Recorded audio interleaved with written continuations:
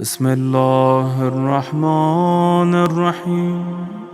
علامہ doctor محمد اقبال رحمت اللہ علیہ be be Zahra سلام اللہ علیہا سے اظہار عقیدت کرتے ہوئے ان کی شان میں ایک نظم لکھتے ہیں۔ عزیزان محترم، صرف دو فراز اس نظم کے بیان کرتا ہوں۔ علامہ اقبال بیان کرتے ہیں کہ رشتہ آئین حق زنجیر پا است، پا سے فرمان جناب مصطفیٰ است، ورنہ گرد تربدش گردیدمی سجدے ہا بر خاک او پاشیدمی۔ علامہ اقبال فرماتے ہیں کہ آئین حق میرے پاؤں کی زنجیر بنا ہوا ہے اور دین اسلام مجھے اجازت نہیں دیتا، اور پاس فرمان مصطفیٰ بھی ہے۔